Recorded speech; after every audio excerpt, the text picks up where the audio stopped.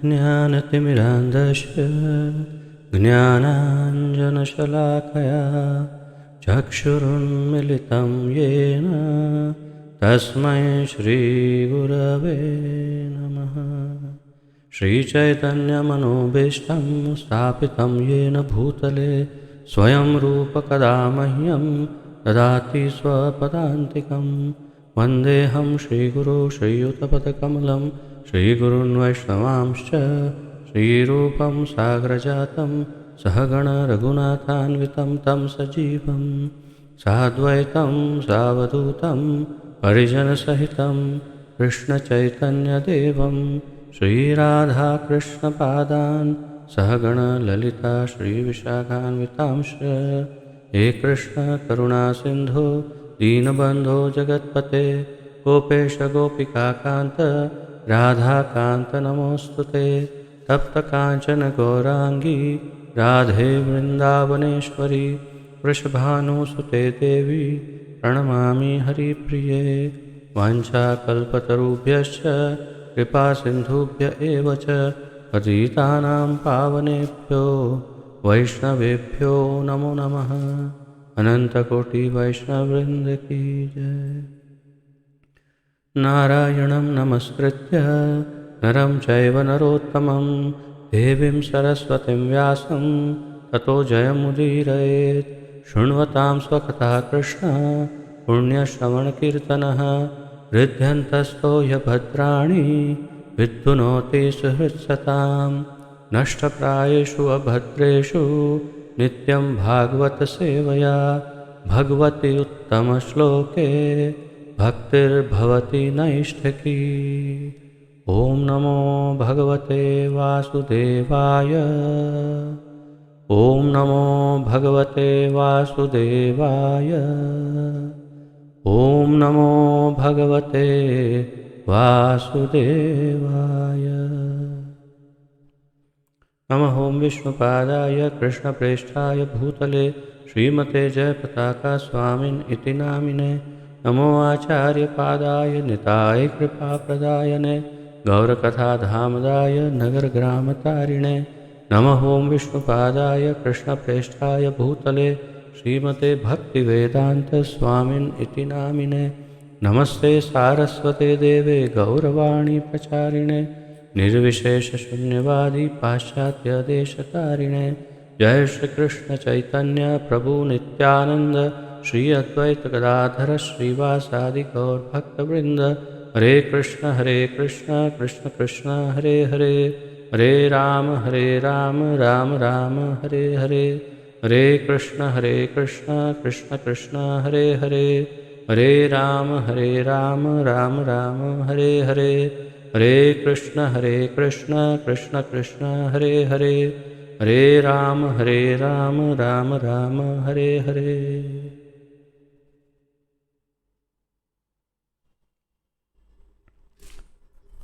आप सभी का बहुत बहुत स्वागत है आज के इस अत्यंत सुमधुर दिव्य ज्ञान यज्ञ में, जिसके अंतर्गत हम सम्मिलित रूप से श्रीमद् भागवत महापुराण का अध्ययन कर रहे हैं। इसका आलेखन हमारे इस्कॉन के संस्थापक आचार्य श्रीमद् अभय चरणारविंद भक्तिवेदांत स्वामी श्रील प्रभुपाद जी ने किया है। श्रील प्रभुपाद की जय। तथा हम प्रथम 6 श्लोकों का अध्ययन कर चुके हैं। श्रीमद् भागवत प्रथम स्कंद प्रथम अध्याय 6 श्लोक। आज 7वें श्लोक का अध्ययन करेंगे। उससे पूर्व अल्प पुनरावर्तन, पहले जो हमने किए 2 श्लोक कल, उसका एक अल्प पुनरावर्तन कर लेते हैं। मैं स्क्रीन शेयर करता हूँ, आप साथ में पढ़िएगा। सब स्क्रीन देख पा रहे हैं?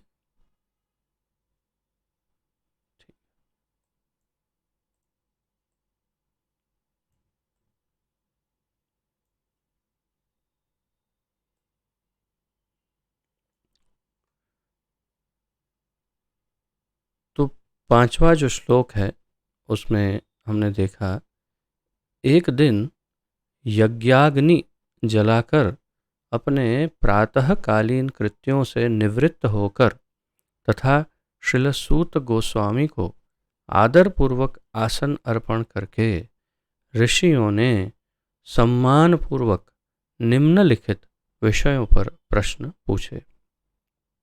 अनेकानेक श्लोक में प्रश्न पूछते ही रहेंगे, बहुत सारे प्रश्न और बहुत सारी जिज्ञासाएं। वास्तव में सार रूप में एक ही प्रश्न है कि आप भागवत सुनाइए, और उसको आरंभ करने के लिए बहुत सारे विभिन्न प्रकार से प्रश्न तथा अलग अलग वर्णनों, जैसे कलयुग का वर्णन या कलयुग के लोगों का वर्णन, धर्म की दशा का वर्णन, ऐसे अलग अलग इसके जो पहलू हैं उनका उपयोग करके ऋषिगण एक मंच तैयार करके फिर उन्हें प्रारंभ करने के लिए कहते हैं। तो देखते हैं आज जितना कवर कर पाएंगे। इस श्लोक के तात्पर्य में हमने देखा कि बहुत सारी महत्वपूर्ण जानकारियाँ प्रभुपाद जी ने दी। तो ऋषियों ने भागवत के वक्ता के लिए सम्मान एक ऊंचा आसन, ससम्मान एक ऊंचा आसन अर्पण किया, जिसे व्यास आसन कहते हैं। तो व्यास आसन की व्याख्या फिर बताई कि श्री व्यासदेव समस्त मनुष्यों के मूल आध्यात्मिक उद्देष्टा हैं।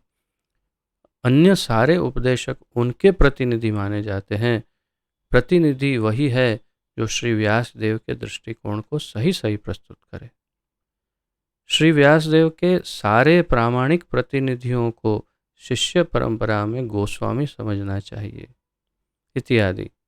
और फिर ऋषियों ने बोलना प्रारंभ किया और मुनियों ने कहा, हे पूज्य सूत गोस्वामी, आप समस्त प्रकार के पापों से पूर्ण रूप से मुक्त हैं।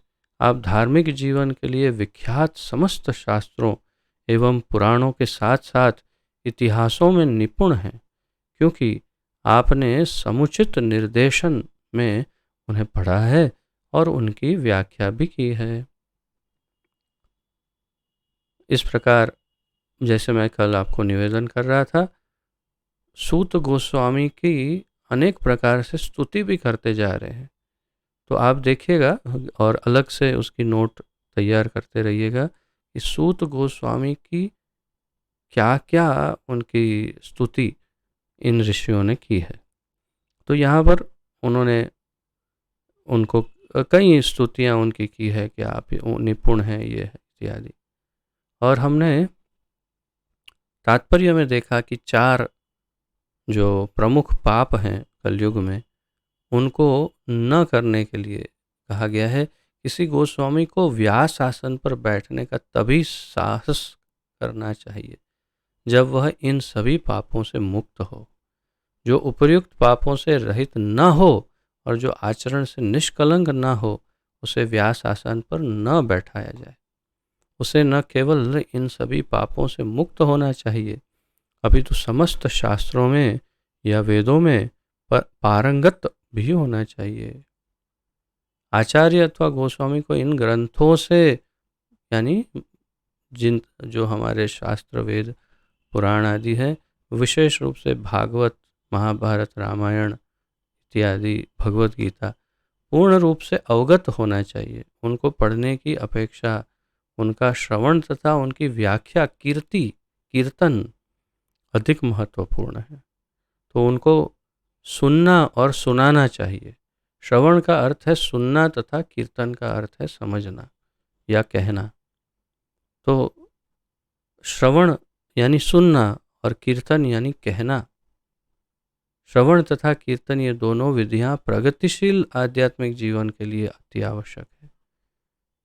तो ये बड़े महत्वपूर्ण पॉइंट्स कल हमने देखे कि श्रवण और कीर्तन ही कलयुग का सार है वास्तव में। और विशेष रूप से श्रवण तथा कीर्तन ये दोनों विधियों को जब अपनाया जाए तो जीवन में आध्यात्मिक प्रगति हो सकती है। जिन लोगों ने उपयुक्त स्रोतों से विनयपूर्वक श्रवण करके दिव्य ज्ञान की को भली भांति समझ लिया वे ही इस विषय की समुचित व्याख्या कर सकते हैं। तो कौन भागवत पर बोल सकता है, उसका वर्णन यहाँ बताया है कि जो जितने उपर्युक्त स्रोत बताएं, जो शास्त्र बताएं, उनका यदि विनयपूर्वक श्रवण किया हो तभी वे भागवत पर बोलने के अधिकारी होते हैं। अब आज का 7वां श्लोक प्रारंभ करते हैं, उच्चारण तथा फिर उसका अनुवाद और तात्पर्य देखेंगे।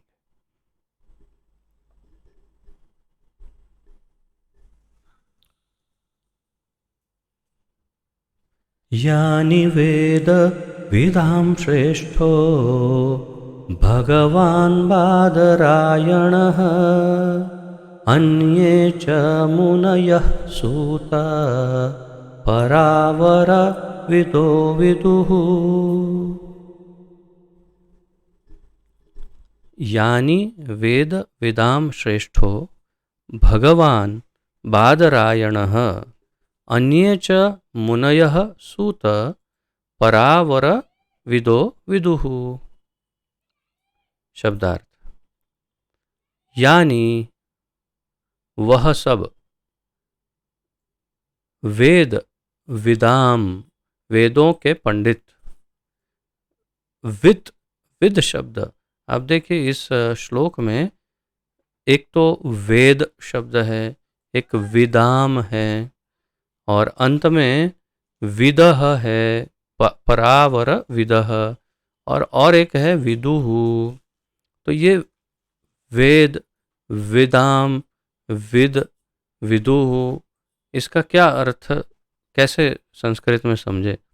तो वित्त जो है, वित्त का अर्थ है जानकारी प्राप्त करना, ज्ञान प्राप्त करना, या तो ज्ञानी होना या किसी तरह से जानकारी उस किसी विषय की प्राप्त करना, उसको वित्त कह सकते हैं। ये वित्त धातु है मूल, उसी में से ये सारे शब्द उद्भूत हो रहे हैं। जैसे वेद, तो वेद यानी जो जानकारी देते हैं वो, उन्हें वेद कहते हैं। विदाम यानी कि जो जानकारी प्राप्त कर चुके हैं या उनमें पारंगत हैं, जिन्होंने, किस में विदाम, तो वेद विदाम, वेद विदाम यानी पंडित या शास्त्री या ज्ञानी जो वेदों से ज्ञान प्राप्त कर चुके हैं। और अंत में भी देखिए आप, विदुः यानी ज्ञाता, जिसने जानकारी प्राप्त की है। तो ये वित्त धातु से यानी जानकारी प्राप्त करना, ज्ञान प्राप्त करना, उससे ये सारे शब्द उत्पन्न हो रहे हैं। श्रेष्ठः ज्येष्ठम या ज्येष्ठतम या वयोवृद्ध। श्रेष्ठ, तो श्रेष्ठ शब्द बड़ा सामान्य है हिंदी में। श्रेष्ठ का अर्थ है सबसे अच्छा, परंतु यहाँ पर उसका अर्थ किया है ज्येष्ठतम यानी सबसे सीनियर, और एक और इसका अर्थ किया है वयोवृद्ध यानी कि सबसे उम्र वाले, सबसे बूढ़े और सबसे सीनियर, तो उन्हें यहाँ पर श्रेष्ठ कहा। तो श्रेष्ठ शब्द का यहाँ पर अर्थ वयोवृद्ध या सबसे सीनियर मोस्ट ऐसे होता है। भगवान, ईश्वर के अवतार। अब यहाँ ये शब्द बड़ा विशिष्ट है। भगवान ये शब्द किसके लिए उपयुक्त हुआ है यहाँ पर? बादरायणः यानी व्यासदेव। तो भगवान बादरायणः इस प्रकार इस श्लोक में ये शब्द उपयुक्त हुआ। तो भगवान यानी ईश्वर के अवतार या भगवान, ईश्वर, भगवान। वैसे कई जगहों पर जो वास्तव में भगवान के अवतार ना हो, ऐसे भी किसी अत्यंत महापुरुष के लिए भी कभी कभी भगवान शब्द का उपयोग कर लेते हैं।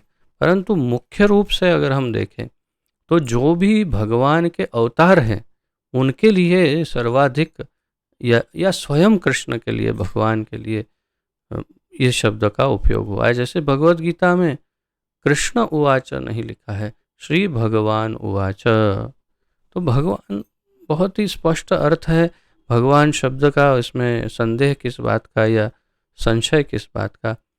तो ईश्वर के अवतार यहाँ इसलिए प्रभुपाद जी ने लिखा है क्योंकि व्यासदेव भगवान के अवतार हैं।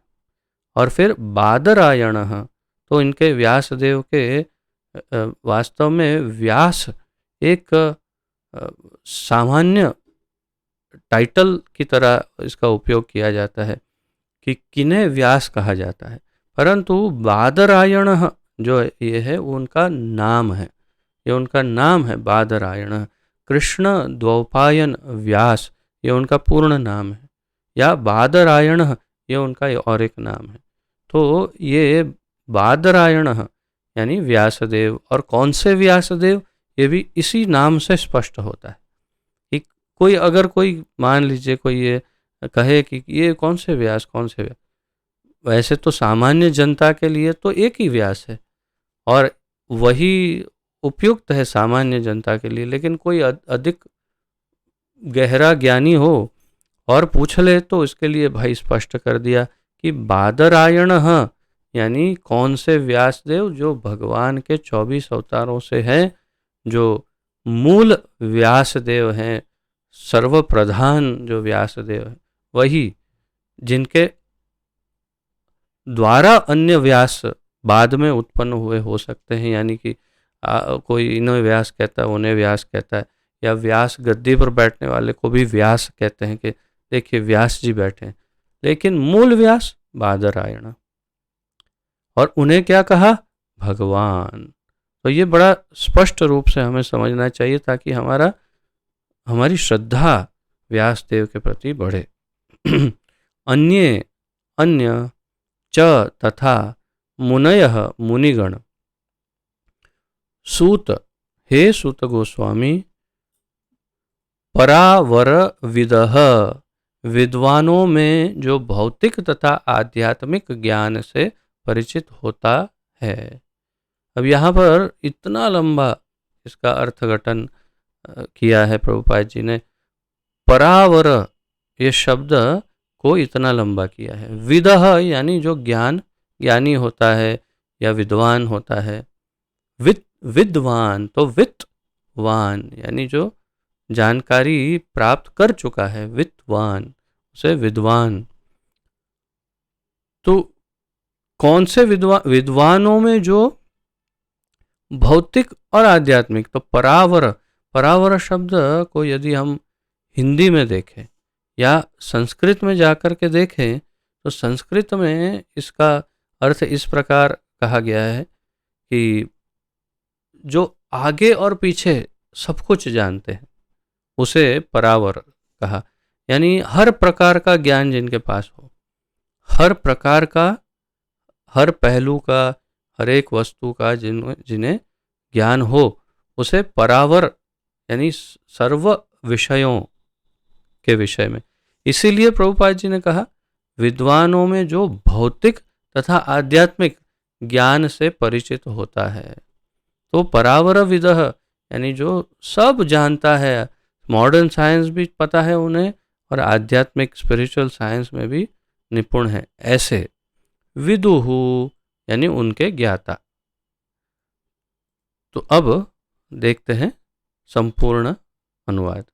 हे सूत गोस्वामी, आप ज्येष्ठतम विद्वान एवं वेदांती होने के कारण ईश्वर के अवतार व्यासदेव के ज्ञान से अवगत हैं और आप उन अन्य मुनियों को भी जानते हैं जो सभी प्रकार के भौतिक तथा आध्यात्मिक ज्ञान में निष्णांत हैं।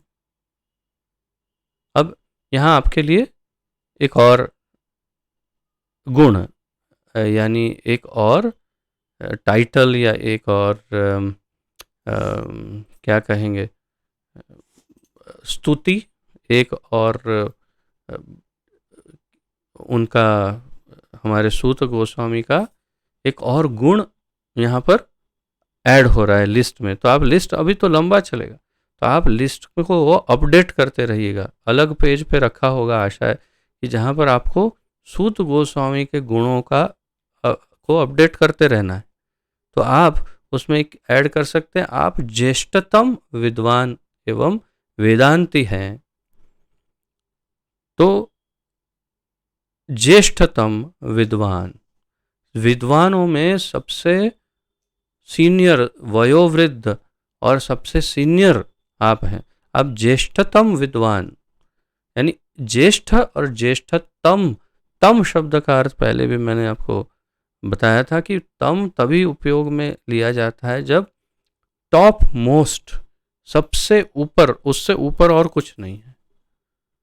मत्तः परतरम नान्यत, तो मेरे से ऊपर और कोई नहीं है, दैट इज तम, उसका अर्थ है तम। तम यानी बस उससे ऊपर और कुछ नहीं। तो ज्येष्ठतम यानी आप यहाँ पर उपस्थित जो हैं उसमें सबसे सीनियर मोस्ट हैं, आपसे बड़ा और कोई नहीं।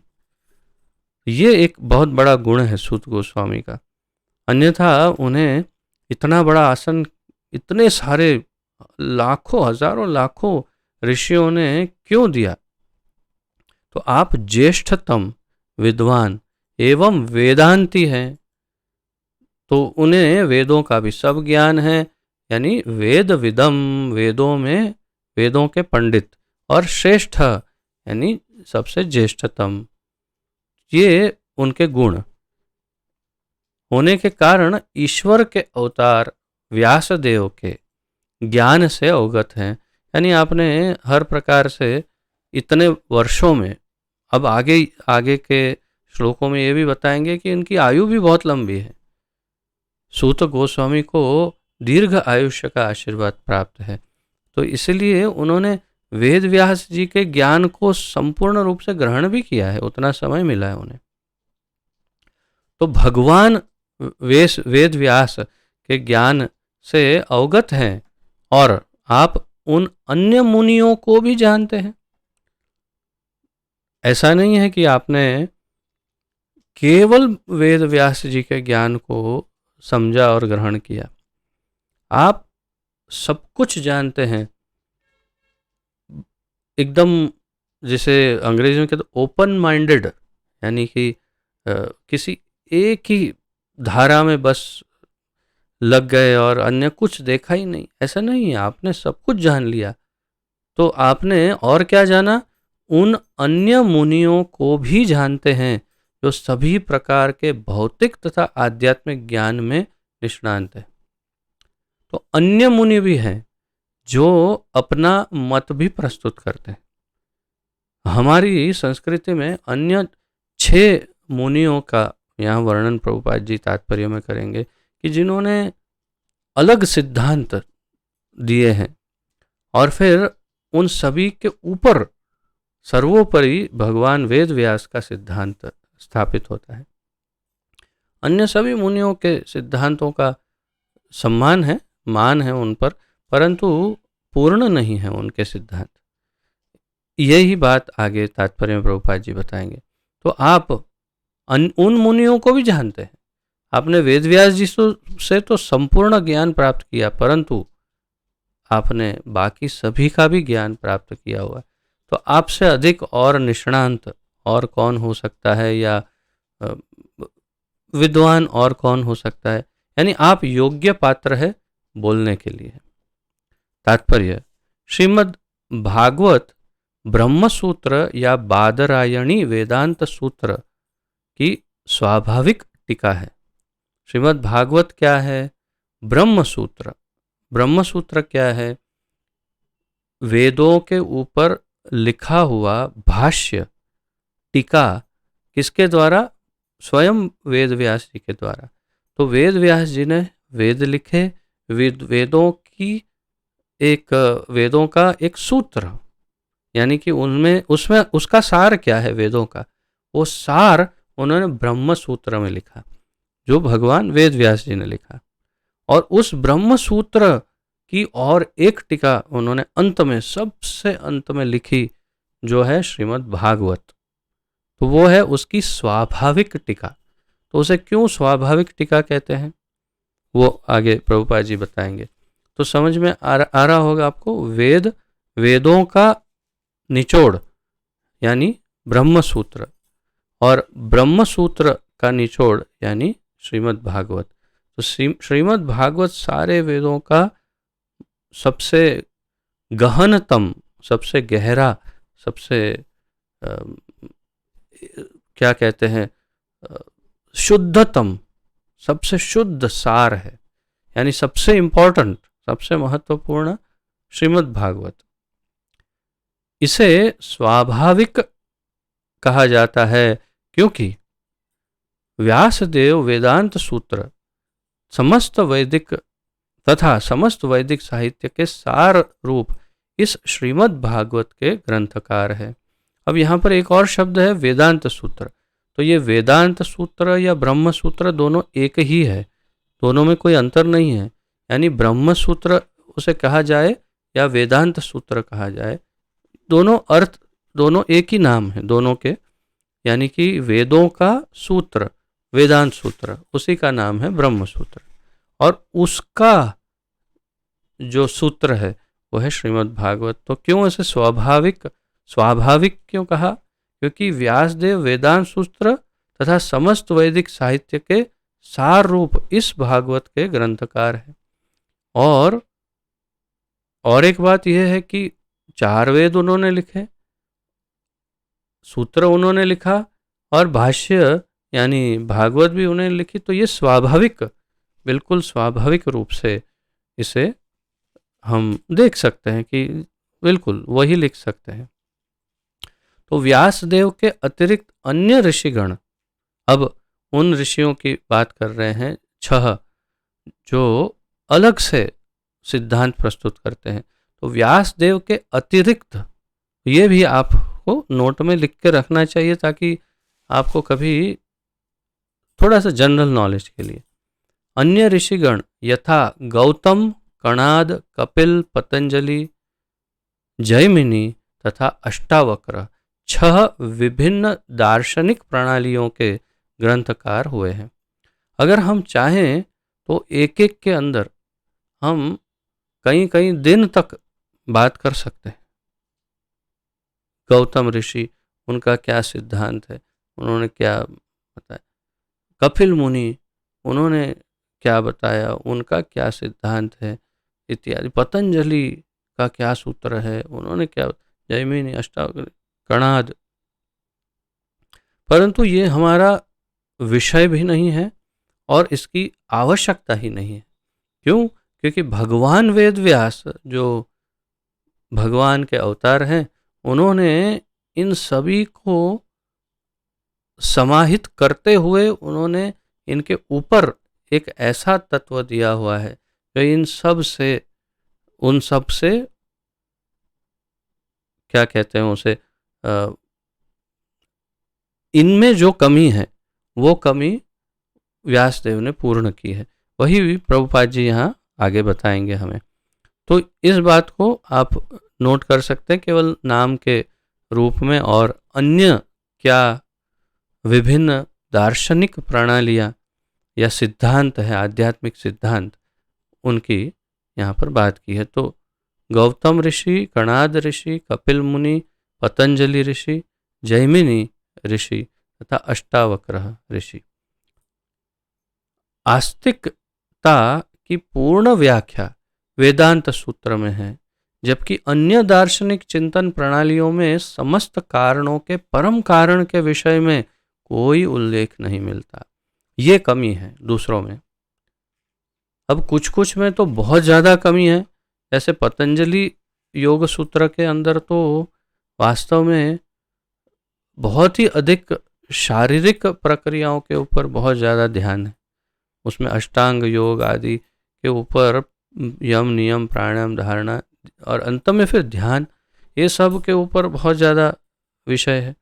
और अन्य जो ऋषियाँ हैं उसमें सबसे श्रेष्ठ अगर कोई हो तो कपिल देव है, जिन्होंने, वे भी स्वयं वास्तव में भगवान के अवतार हैं और उन्होंने काफ़ी हद तक जो है भक्ति को उसमें समाहित किया हुआ है, जो आगे इसी भागवत में प्रभुपाद जी जब कपिल मुनि का व्याख्यान बताएंगे तब उसमें इस बात को बड़े विस्तार से समझाएंगे प्रभुपाद जी कि कितने वास्तव में 2 कपिल हुए और दूसरे कपिल बाद में हुए जो जिन्होंने पूर्ण रूप से मूल कपिल को आवृत्त कर दिया और गलत सिद्धांतों को प्रस्तुत कर दिया जो वास्तव में नास्तिकतावाद जैसे हैं। परंतु मूल कपिल देव जो भगवान के अवतार हैं, जो कर्दम ऋषि और देवहूति माता के सुपुत्र, स्वयं भगवान के अवतार, तो उन्होंने बहुत ही शुद्ध सिद्धांत प्रस्तुत किया था। लेकिन फिर भी कहीं पर भी इनमें से किसी ने समस्त कारणों के कारण एक व्यक्ति परम पुरुषोत्तम भगवान के स्वरूप का वर्णन या उनका उल्लेख नहीं किया, जो वास्तव में जैसे यहाँ बता रहे हैं आस्तिकता की पूर्ण व्याख्या वेदांत सूत्र में है, जबकि अन्यों ने आस्तिकता की पूर्ण व्याख्या नहीं की है। अर्थात कहीं ना कहीं नास्तिकता की तरफ झुक जाता है जब निर्विशेषता या तो अव्यक्त, निराकार या निर्गुणता ऐसी कोई बात जब अंदर मिक्स हो जाती है तो किसी न किसी तरह से ये सारे जो लक्षण हैं वो थोड़े थोड़े धीरे धीरे नास्तिकता की ओर झुक जाते हैं। लेकिन श्रीमद् भागवत, वेदांत सूत्र, इनमें शुद्ध रूप से, विशेष रूप से श्रीमद् भागवत में बिल्कुल शुद्धतम रूप से, स्पष्ट रूप से संपूर्ण आस्तिकता और भगवान के व्यक्तित्व का वर्णन जो सत्य है। कोई हाँ, हम ये और अवश्य कह सकते हैं कि भगवान को देखने के अलग अलग दृष्टिकोण हो सकते हैं, परंतु एक दृष्टिकोण ऐसा है जो सत्य है और पूर्ण है। अन्य दृष्टिकोण जो है वो अपूर्ण है, असत्य नहीं है परंतु अपूर्ण है।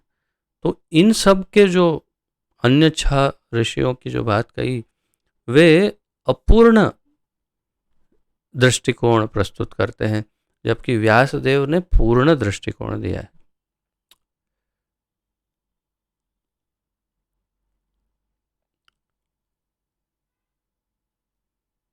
कोई व्यास आसन पर तभी बैठ सकता है जब वह दर्शन की समस्त प्रणालियों से अवगत हो, जिससे वह अन्य समस्त प्रणालियों के खंडन में भागवत के आस्तिकतावाद को प्रस्तुत कर सके।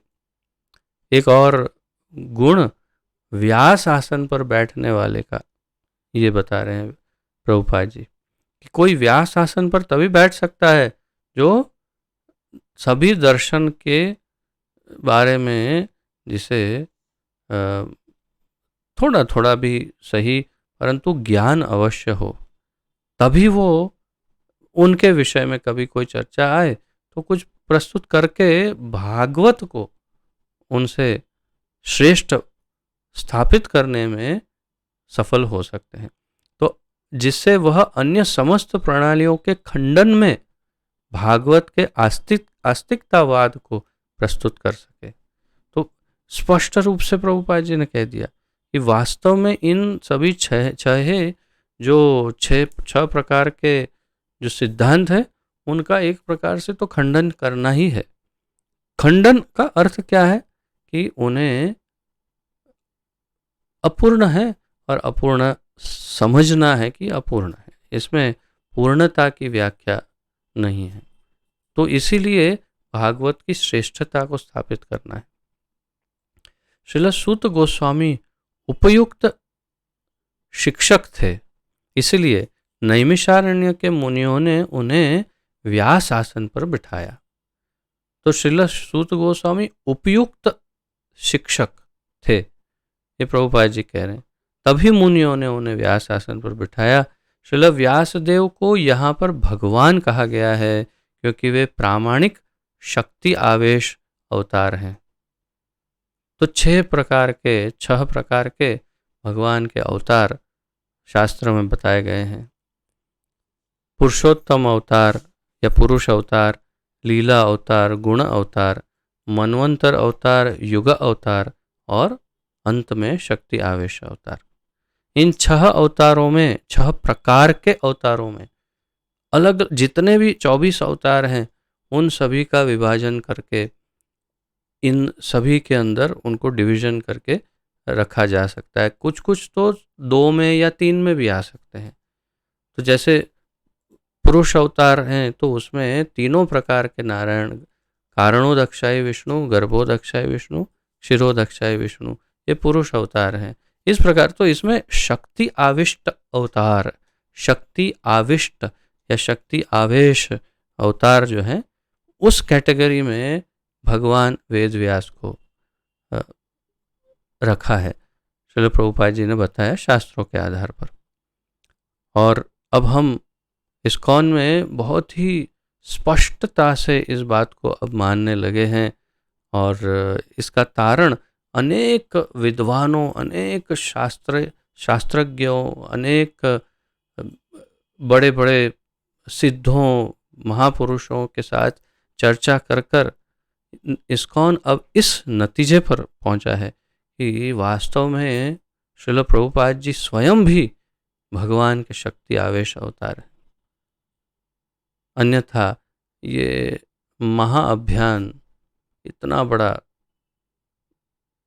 इतना बड़ा साहस कोई कैसे कर सकता था और इसे सफलता के चरम स्तर पर कौन ले जा सकता था? अगर भगवान की शक्ति ना हो तो कैसे संभव था? खैर, हम श्रील प्रभुपाद जी के चरणों में भी प्रणाम करते हैं। श्रील प्रभुपाद की जय। तो ये भगवान वेद व्यास भी भगवान के प्रामाणिक शक्ति आवेश अवतार हैं, इसलिए उन्हें भगवान कहा गया है। अब 8वां श्लोक और उसका उच्चारण तथा अध्ययन करते हैं।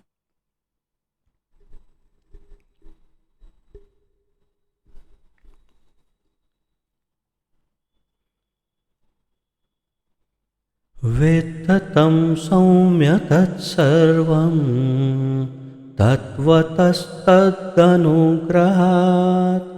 ब्रूयुः स्निग्धस्य शिष्यस्य गुरवो गुह्यमप्युत।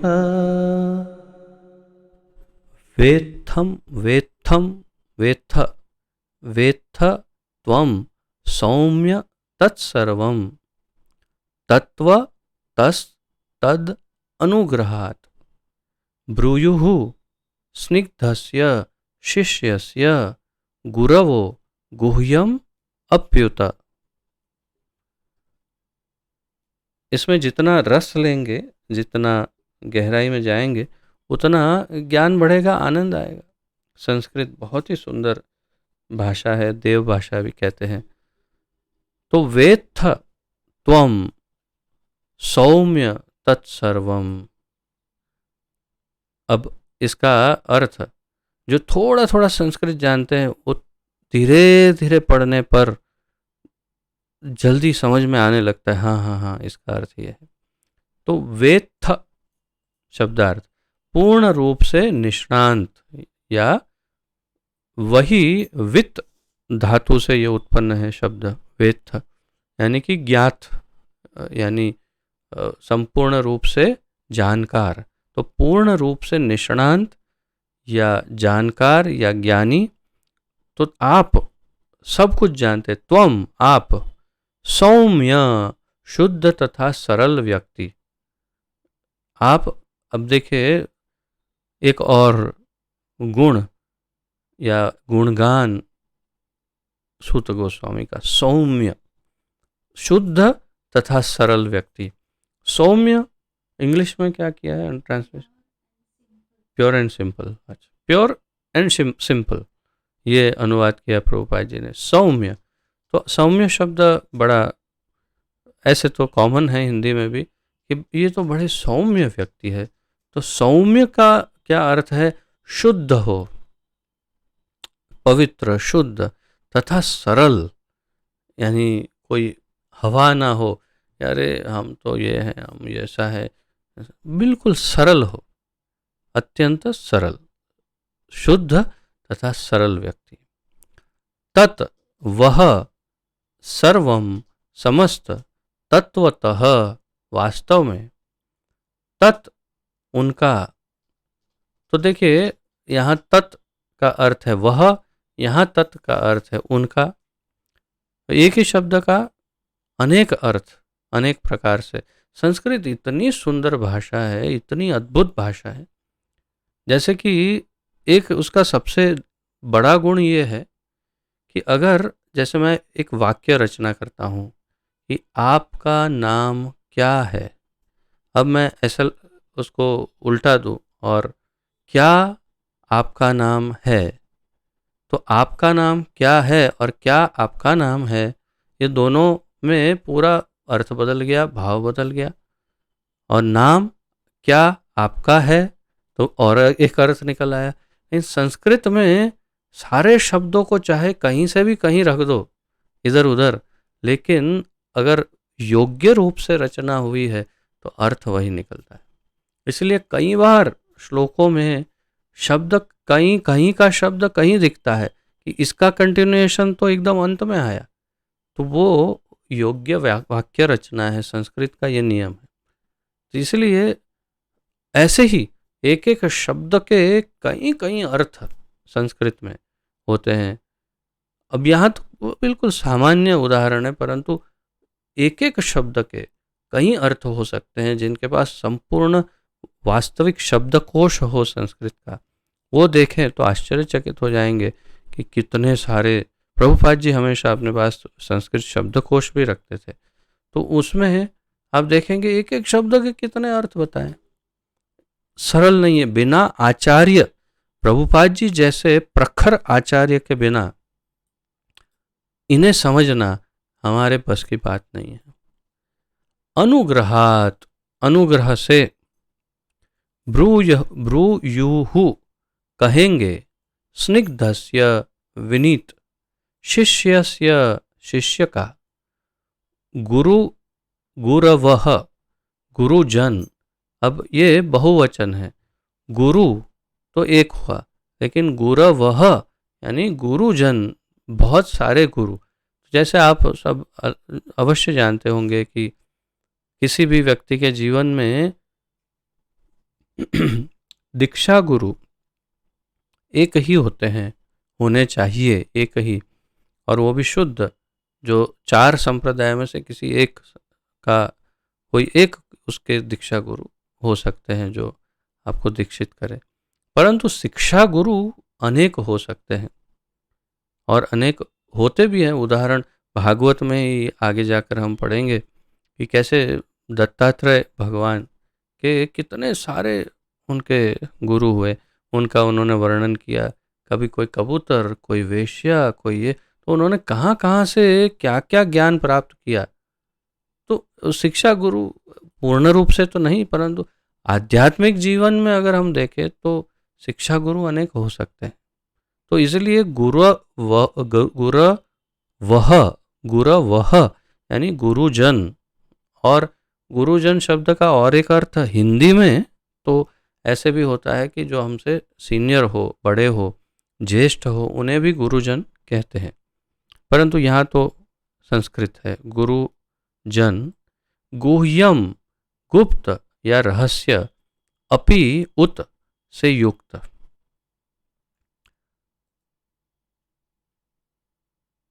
अब देखते हैं अनुवाद। इससे भी अधिक, चूंकि आप विनीत है, सौम्य, सौम्य, आप विनीत है या सौम्य है, आपको गुरुओं ने एक सौम्य शिष्य जानकर आप पर सभी तरह से अनुग्रह किया है। अतः आप हमें वह सब बताएं जिसे आपने उनसे वैज्ञानिक ढंग से सीखा है। अब एक शब्द यहाँ विशेष प्रस्तुत हुआ श्रील प्रभुपाद जी द्वारा, वैज्ञानिक ढंग से सीखा है। लेकिन आप इनकी स्तुति देखिए कि स्तुति में कौन से और अधिक गुण शामिल हुए इसमें सूत गोस्वामी के। आप, क्योंकि आप विनीत है, विनम्र है, आपके गुरुओं ने एक सौम्य शिष्य जानकर आप पर सभी तरह से अनुग्रह किया है। बिल्कुल सामान्य बुद्धि की बात है, ये अत्यंत सामान्य बुद्धि की बात है कि जो सबसे विनम्र शिष्य होता है वो सबसे प्रिय शिष्य होता है गुरु का, और जो प्रिय शिष्य होता है उस पर विशेष अनुग्रह, विशेष कृपा गुरु करते ही हैं। ये मेरा व्यक्तिगत अनुभव भी है और दोनों तरफ से ये अनुभव है, अर्थात कि गुरुदेव के साथ के संबंध में भी, तथा आप सभी में से जो हमारे सानिध्य में रहे और शिक्षाएं हम साथ साथ में प्राप्त कर रहे हैं, उनमें भी जो आपकी विनम्रता से कभी आप शिक्षा गुरु कह देते हैं, तो आपके सबके साथ के संबंध में भी और मेरे गुरुदेव के साथ के संबंध में ये अनुभव बिल्कुल स्पष्ट है कि जितना विनम्र शिष्य है, जितना अधिक विनम्र, उतना उस गुरु को अत्यंत प्रिय है और गुरु की विशेष कृपा उन पर उतनी अवश्य होती है।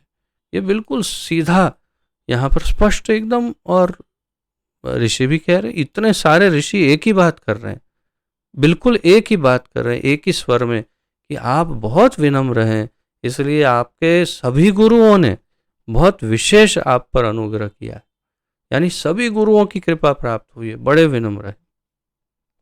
तो इससे हमारे लिए क्या सीख है कि गुरु के सामने जितने अधिक विनम्र होंगे उतनी उनकी कृपा प्राप्त करेंगे। और विनम्रता के तो कई अर्थ हैं, परंतु वास्तविकता में समर्पण ये विनम्रता का लक्षण, मूल लक्षण है, संपूर्ण शरणागति तथा समर्पण। और फिर आता है वैष्णव एटिकेट यानी वैष्णव शिष्टाचार इत्यादि, कि किस तरह से उनसे वार्तालाप किया जाए, क्या कहा जाए, क्या नहीं कहा जाए, कैसे बोला जाए, कैसे, अनेक प्रकार से। तो ये पूर्ण एक साइंस है अपने आप में, परंतु विनम्रता मुख्य रूप से कि मैं कुछ भी नहीं जानता, आप ही सर्वज्ञाता है, ये लक्षण हमेशा शिष्य का गुरु को सबसे अधिक अच्छा लगता है। भगवान का भी वैसे ही है, भगवान भी किसी भी ज्ञानी को अपने पास लाना नहीं चाहते। जब जो शरणागत होता है वो कह देता है तवास्मि इति याचते, मैं आपका हूँ, मैं कुछ नहीं जानता, मुझे कुछ नहीं पता, आप मेरे नाथ हो, आप ही स्वामी हो, भगवान को भी यही गुण अच्छा लगता है। कोई ज्ञानी विद्वान बड़ा बड़ा ये बड़ा वो बड़ा वो भगवान को अच्छा नहीं लगता। तो आप हमें वह सब बताएं जिसे आपने उनसे वैज्ञानिक ढंग से सीखा है, यानी कि योग्य रूप से, सिस्टमैटिकली, स्ट्रेटेजिकली आपने एक योग्य पद्धति के द्वारा, जो गुरुकुलों में या हमारे प्राचीन शिक्षा प्रणाली में जिस प्रकार से सिखाया जाता हो, उस प्रणाली के अनुसार आपने वैज्ञानिक ढंग से सब सीखा है, तो आप वो हमें बताइए। तात्पर्य, आध्यात्मिक जीवन की सफलता का रहस्य गुरु को तुष्ट करने तथा उनका शुभ आशीष प्राप्त करने में है। यह है सार, सर्वाधिक महत्वपूर्ण वाक्यों में से एक है ये, कि गुरु का आध्यात्मिक जीवन की सफलता का रहस्य गुरु को तुष्ट करने तथा उनका शुभ आशीष प्राप्त करने में है। तो जो हमारे ग्रुप में काफ़ी समय से हैं, वो सब जानते हैं कि हमारा और गुरुदेव का जो आदान प्रदान हुआ, उसमें मेरा यही अनुभव है, आप सबको मैं कई बार बता चुका हूँ, कि जब संपूर्ण समर्पण होगा तब गुरु बहुत ही संतुष्ट होकर के अपने आप आशीर्वाद देते हैं। तो आध्यात्मिक जीवन की सफलता का रहस्य गुरु को तुष्ट करना है। तो उनको तुष्ट कैसे किया जा सकता है? संपूर्ण विनम्रता तथा उनकी आज्ञापालिता। आज्ञा पालन ये बहुत ही अधिक महत्वपूर्ण है। उनकी इच्छा के अनुसार कार्य करना। बहुत सारे मूर्ख शिष्य नहीं समझते इस बात को कि गुरु की इच्छा पूर्ण करना ये सर्वोपरि है। गुरु गुरु मुख पद्म वाक्य चित्ते ते करिया एक्य। तो आर न करी हम मने आशा। गुरु मुख पद्म, गुरु मुख से निकला है तो लोग ये समझते कि नहीं, उन्होंने तो ऐसे ही कहा, कैजुअली कहा, ऐसा कहा वैसा कहा। नहीं, गुरु ने कहा है तो उसको बहुत ही ज़्यादा सीरियसली लेकर अत्यंत गंभीरता से उसे पालन करने का पूर्ण प्रयास करो। अगर कुछ गलत भी होगा तो भी केवल भाव देखा जाएगा और आपको वो शुद्धतम आशीर्वाद प्राप्त हो जाएगा जिसकी आपको आवश्यकता, हमें आवश्यकता है। तो वो आवश्यकता कैसे पूर्ण हो सकती है? गुरु को तुष्ट करने का प्रयास, उनकी हर आज्ञा के पालन का संपूर्ण प्रयास, शुद्धता से, निष्ठा से, श्रद्धा से, पूर्ण अपना संपूर्ण बल लगा करके उनको संतुष्ट करने के लिए। तो आध्यात्मिक जीवन की सफलता का रहस्य गुरु को तुष्ट करने तथा उनका शुभ आशीष प्राप्त करने में है। श्रील विश्वनाथ चक्रवर्ती ठाकुर ने गुरु के विषय में अपने सुप्रसिद्ध 8 श्लोकों में इस प्रकार गाया है, जो अभी अभी हमने कहा। उसी अष्टक में, गुरु अष्टक में आगे अंत में श्रील विश्वनाथ चक्रवर्ती ठाकुर कहते हैं, मैं अपने गुरु के चरणार विंदों में नमस्कार करता हूँ। उनको तुष्ट करके ही कोई भगवान को प्रसन्न कर सकता है, और जब वे अप्रसन्न रहते हैं तो आत्म साक्षात्कार के मार्ग में विघ्न ही विघ्न आते हैं। अब इसे क्या हम कहें, ये कितना महत्वपूर्ण है आप सोचिए। तो विश्वनाथ चक्रवर्ती ठाकुर क्या कहते हैं, मैं उनको तुष्ट करके ही कोई भगवान को प्रसन्न कर सकता है, और जब वे अप्रसन्न होते हैं तो आत्म साक्षात्कार के मार्ग में विघ्न ही विघ्न आते हैं।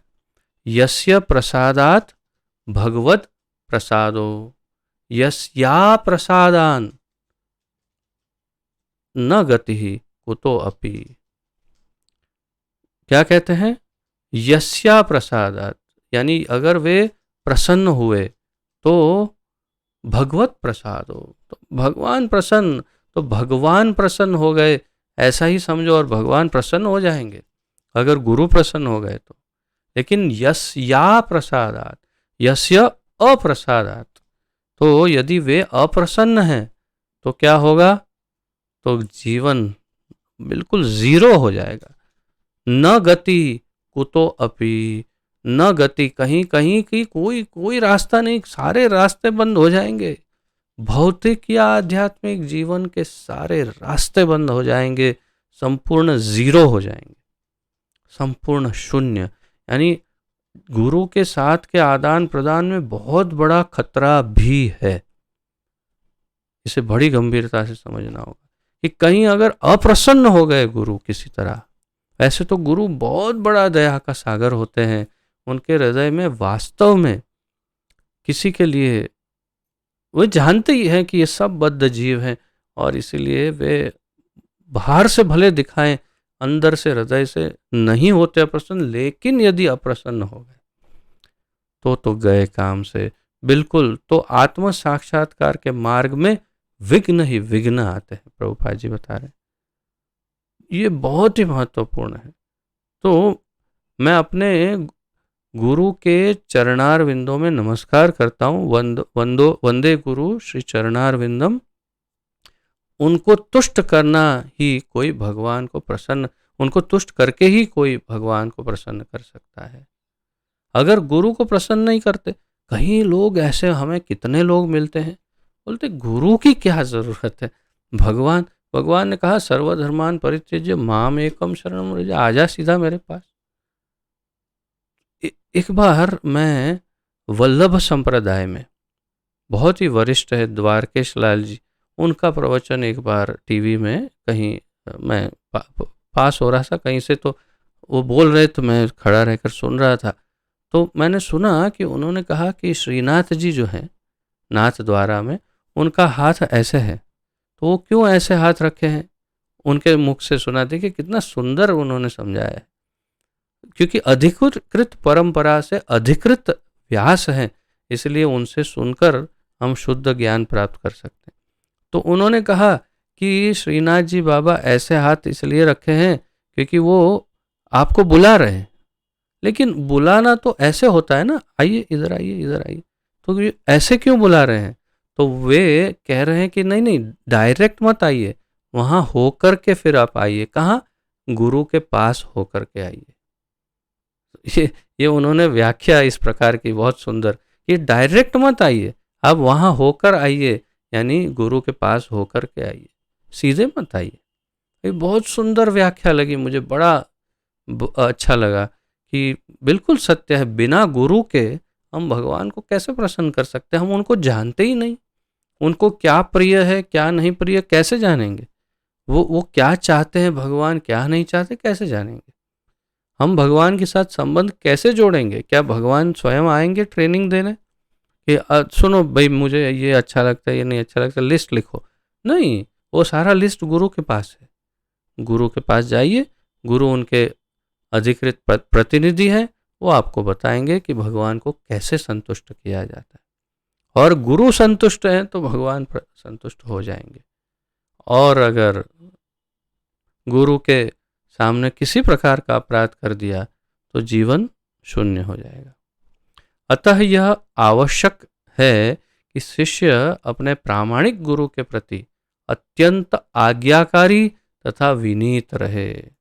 अब कितने महत्वपूर्ण पॉइंट्स ये सारे, अब देखिए कितने महत्वपूर्ण हैं।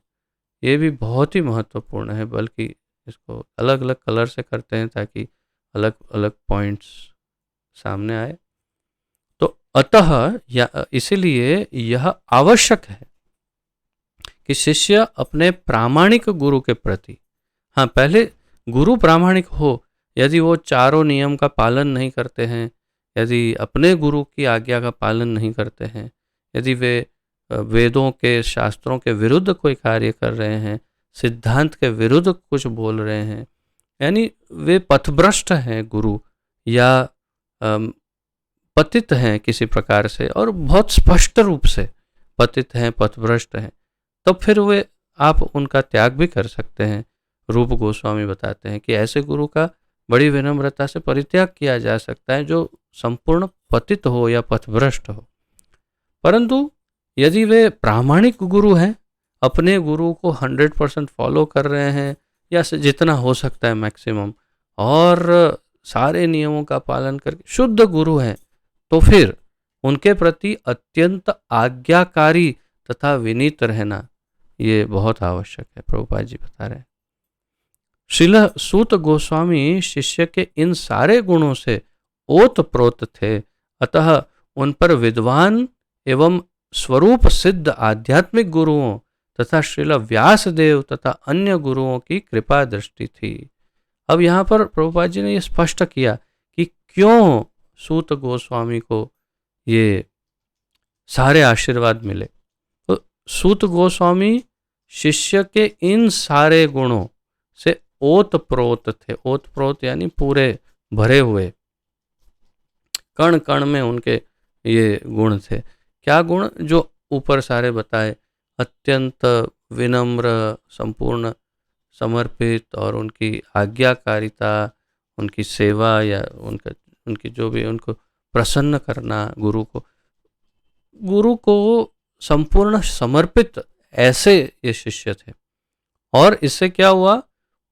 उन पर विद्वान एवं स्वरूप सिद्ध आध्यात्मिक गुरुओं, तो अनेक शिक्षा गुरुओं से उन्होंने, और व्यासदेव भी, अन्य गुरुओं की कृपा दृष्टि उन पर थी। सभी की उन पर कृपा दृष्टि रही।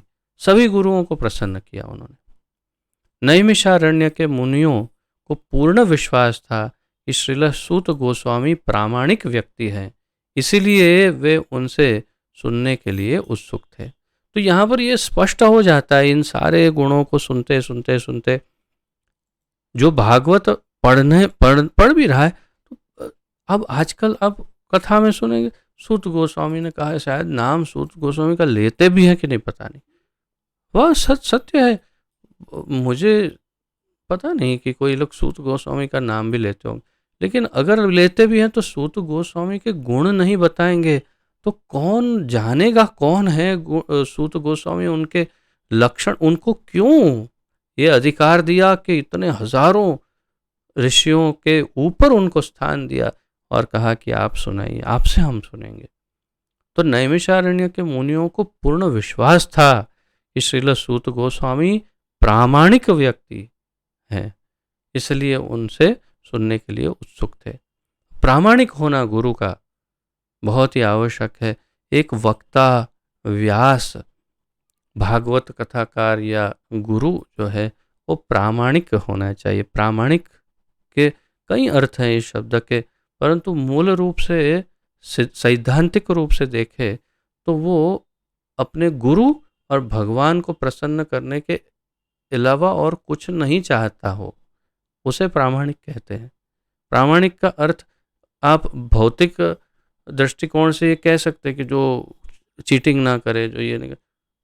आध्यात्मिक रूप से प्रामाणिक का अर्थ है जो अपने गुरु का 100% हो और भगवान को 100% प्रसन्न करना चाहता हो गुरु के द्वारा, वो प्रामाणिक है और वही प्रामाणिक गुरु बन सकता है, वही अधिकारी है प्रामाणिक गुरु बनने का। अब 9वां श्लोक देखते हैं।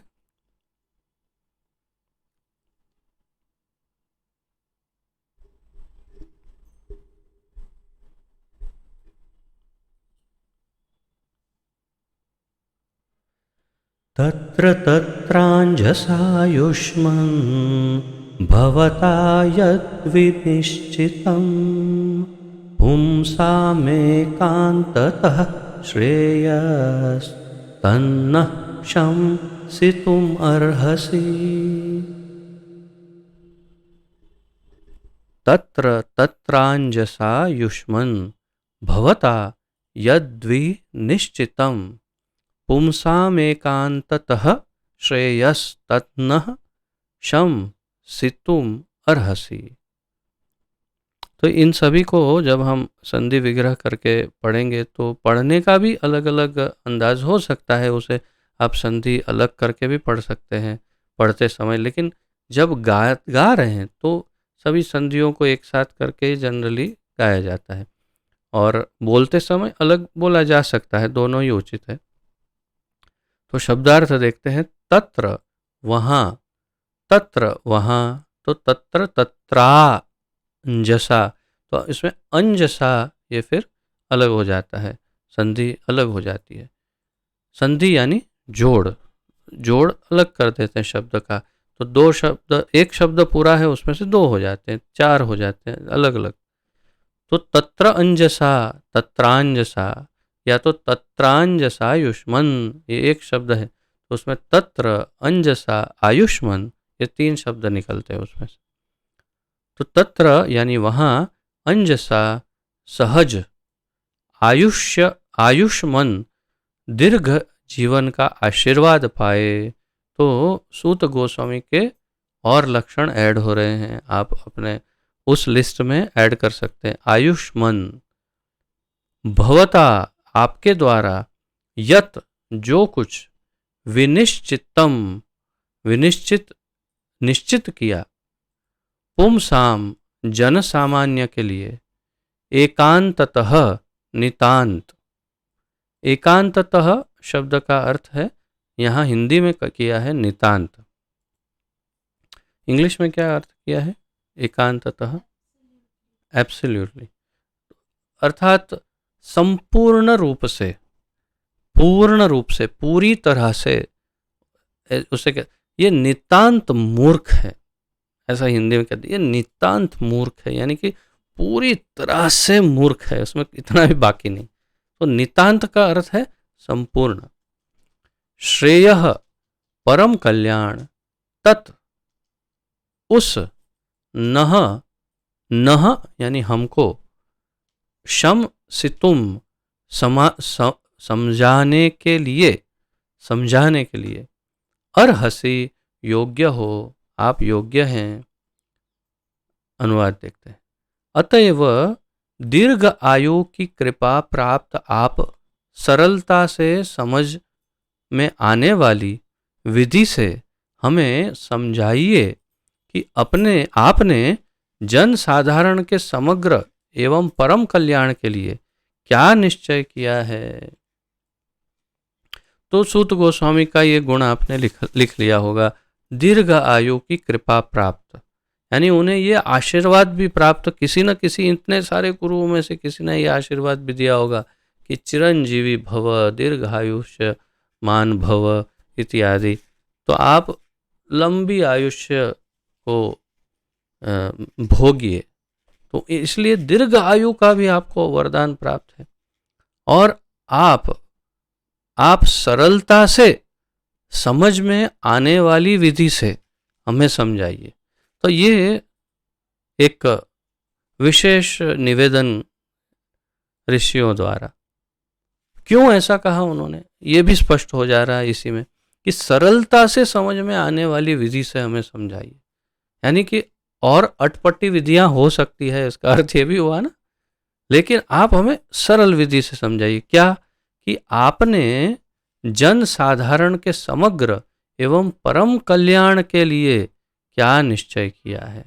निश्चय किया है अर्थात आपने इतने सारे ज्ञान को प्राप्त करके क्या निष्कर्ष पर पहुंचे हैं कि कौन सी ऐसी विधि है जिससे क्या होगा, जन साधारण एवं समग्र के कल्याण, सभी के कल्याण के लिए क्या सबसे बेस्ट है, श्रेष्ठ है। तो देखिए ऋषि भी यहाँ पर अपने कल्याण की बात नहीं कर रहे हैं, जन साधारण के कल्याण की बात कर रहे हैं। यही गुण हमने 2-4 श्लोक पूर्व देखे थे ना, कि एक वैष्णव, एक भक्त, एक साधु में, एक संत में, एक सज्जन में, एक मुनि में, ऋषि में यही लक्षण होता है कि वे हमेशा अन्यों के कल्याण की कामना करते हैं। जन साधारण यानी सारे पशु पक्षी भी उसी में आ गए, सभी के कल्याण के लिए कुछ सोचते हैं। और इसीलिए यहाँ ये पूछ रहे हैं कि आप ऐसी सरल विधि बताइए कि जिससे सभी का कल्याण हो, ऐसा कोई एक सरल रास्ता। इतना ज्ञान लिया है लेकिन इस सब का निचोड़ आप हमें सरलता से दे दीजिए जिससे सबका कल्याण हो। तात्पर्य, भगवद गीता में आचार्य की पूजा की संस्तुति की गई है। भगवद गीता में भगवान आचार्य की पूजा करने के लिए कहते हैं और अनेकानेक शास्त्रों में अनेकानेक श्लोक है जिसमें भगवान आचार्य को अपने समकक्ष बताते हैं। कहते हैं आचार्य माम विजानीयान, यानी ये समझो कि तुम्हारे जो आचार्य हैं वो मेरा ही स्वरूप है, या तो मैं ही तुम्हारा आचार्य हूँ। इस प्रकार यानी आचार्य माम विजानीयान, मुझे आचार्य को मेरे बराबर समझो, उसका ये भी अर्थ है। तो भगवद गीता में आचार्य की पूजा की संस्तुति की गई है। आचार्य तथा गोस्वामी निरंतर जन साधारण के कल्याण, विशेष रूप से उनके आध्यात्मिक कल्याण के विचारों में लीन रहते हैं। तो आचार्य की पूजा क्यों करने की संस्तुति है, क्यों ये सुझाव दिया है कि आचार्य की पूजा, क्योंकि वे हमेशा नित्य निरंतर सदा सर्वदा जन साधारण यानी सभी के कल्याण और विशेष रूप से आध्यात्मिक कल्याण के विचारों में लीन रहते हैं। प्रभुपाद जी लिखते हैं सदैव वे सोचते रहते हैं कैसे मैं सबका कल्याण करूं, कैसे मैं सबका आध्यात्मिक कल्याण करूं। क्योंकि भौतिक कल्याण, जैसे कि उदाहरण हमेशा मैं देता हूं, बहुत ही सामान्य उदाहरण है कि मान लीजिए कोई व्यक्ति बीमार हो गया, उसको आवश्यकता है, आपने उसे अस्पताल में भर्ती कर दिया, उसकी लंबे समय तक उसकी ट्रीटमेंट हुई, वो ठीक हो गया, स्वस्थ हो करके बाहर आया, रोड पर आया और एक गाड़ी ने अ, उसके साथ अकस्मात कर दिया और वो फिर से घायल हो गया। फिर आप उठाइए, उसी अस्पताल में दाखिल करिए, फिर उसकी ट्रीटमेंट करें। भौतिक विपत्तियों का तो कोई अंत नहीं है। वैसे ही भोजन करवाना, राम रोटी या लंगर आदि, तो आपने किसी व्यक्ति को, भूखे व्यक्ति को ले आए, उसको प्रसाद खिलाया, खाना खिलाया और भर भर पेट खिलाया, फिर उसको बोलिए कि 8 घंटा बैठो यहाँ पर, 8 घंटे के बाद आप बोलिए कि अब जाइए, तो कहेगा कि भूख लगी है, कुछ खाना दीजिए। तो कहने का अर्थ ये है कि आप भौतिक रूप से आप उसको कितना क्या दे सकते हैं, और उसका अंत भी नहीं आएगा, सदा सर्वदा वो चक्की चलती रहेगी, उसकी आवश्यकताएं आती ही रहेगी। परंतु यदि आध्यात्मिक ज्ञान दिया है कि भगवान से कैसे जुड़ा जाए, भगवान को कैसे संतुष्ट किया जाए, और भगवान के संतुष्ट होने पर तुम्हारी सारी विपत्तियां अपने आप दूर हो जाएंगी, ये बिल्कुल निश्चित है, उसमें कोई संशय ही नहीं है। तो फिर क्यों ना उन्हें आध्यात्मिक ज्ञान ही दिया जाए। तो ये आचार्य हमेशा सोचते रहते हैं। आध्यात्मिक कल्याण होने पर भौतिक कल्याण स्वतः हो जाता है, तो फिर अलग से करने की आवश्यकता नहीं कि उसको ये खिलाया वो खिलाया। उसका अर्थ ये नहीं कि नहीं खिलाना पिलाना, लेकिन अर्थ यह है कि ध्यान अधिक आध्यात्मिक कल्याण पर देना है। अतएव आचार्यगण सामान्य जनता को आध्यात्मिक कल्याण के लिए उपदेश देते हैं। तो आचार्य क्या करते हैं? सामान्य जनता को आध्यात्मिक कल्याण का उपदेश देते हैं।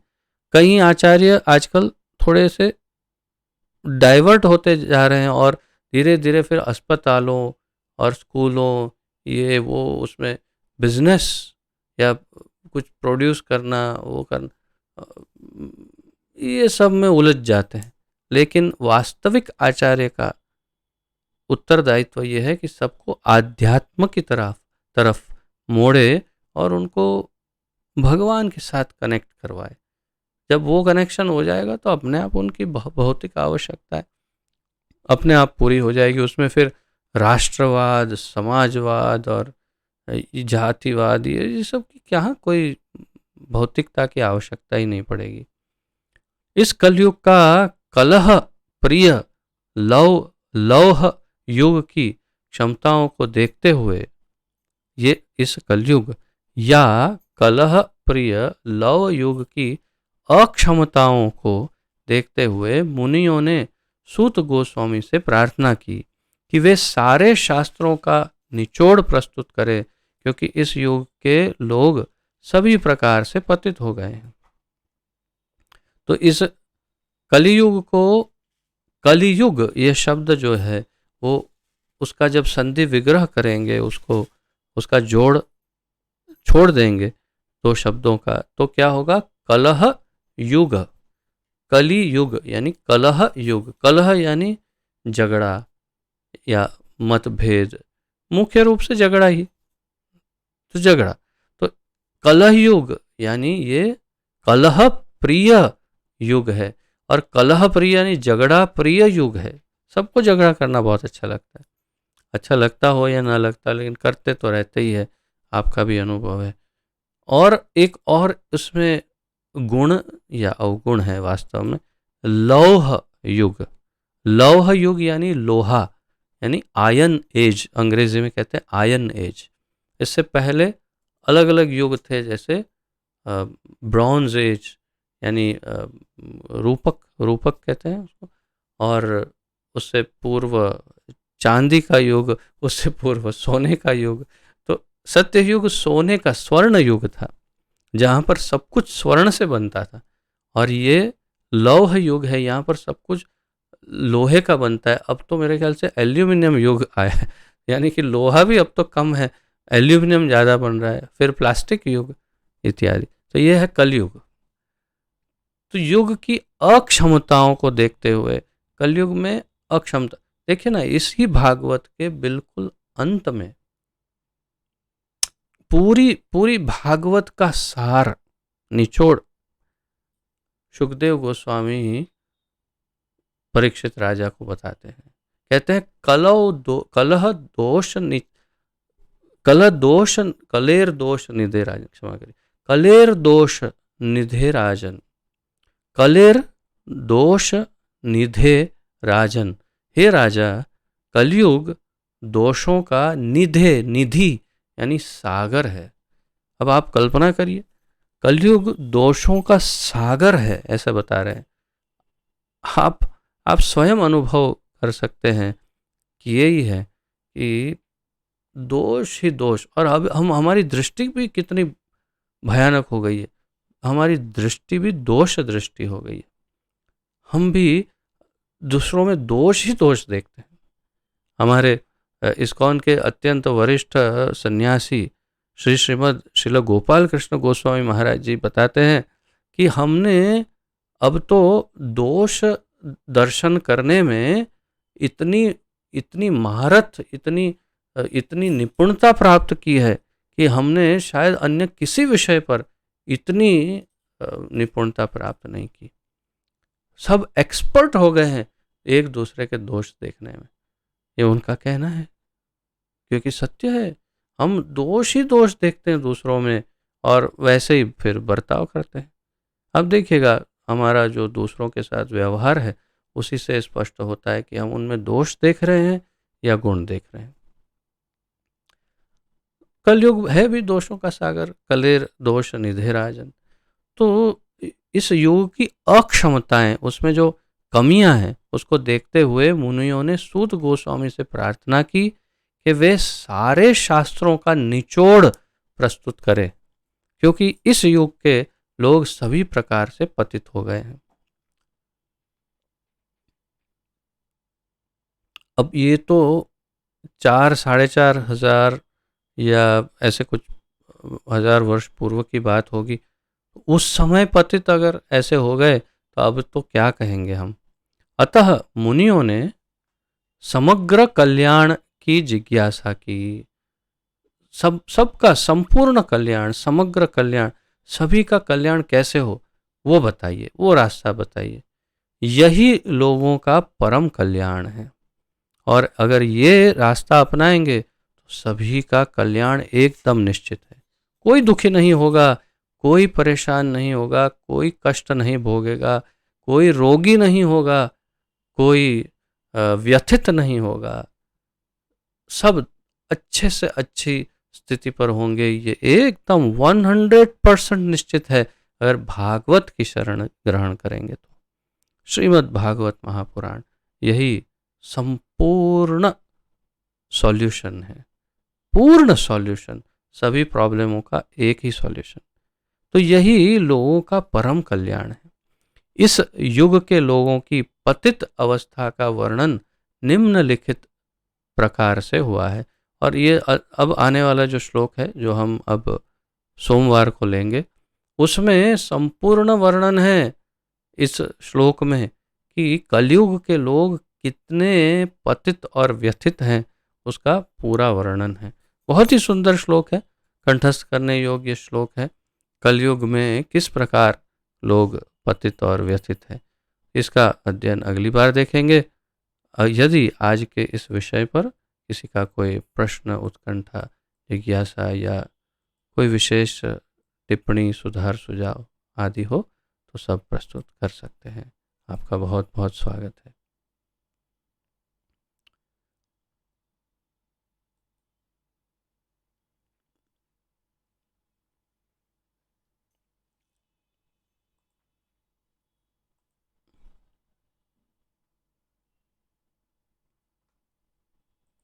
बोलिए प्रभु जी। हरे कृष्ण प्रभु जी, दंडवत प्रणाम। जय श्री प्रभुपाद। जय प्रभु जी, ऐसा क्वेश्चन नहीं है, पर श्रीनाथ जी के बारे में जो बात बताया वो हमको बहुत अच्छा लगा। अच्छा, वो आपको बहुत अच्छा सुना नहीं लगा। था, अच्छा, सुना नहीं था पहले कभी। जी, ये एक भाव है उनका, यानी वो आचार्य हैं और श्री वल्लभाचार्य के परंपरा में उन्हीं के वंश में वे आचार्य हैं और उन्होंने अपना भाव प्रस्तुत किया है, वो भी अपने पूर्ववर्ती आचार्यों के माध्यम से जो ज्ञान प्राप्त किया होगा उसके आधार पर। तो हम उनका आदर करते हैं कि बहुत अच्छा भाव उन्होंने प्रस्तुत किया, हमें भी बहुत अच्छा लगा, इसलिए हमने आप तक पहुंचाया वो भाव। आपको अच्छा लगा, धन्यवाद। जी सर, हरे कृष्ण। हरे कृष्ण। किसी और का कोई प्रश्न या जिज्ञासा कुछ?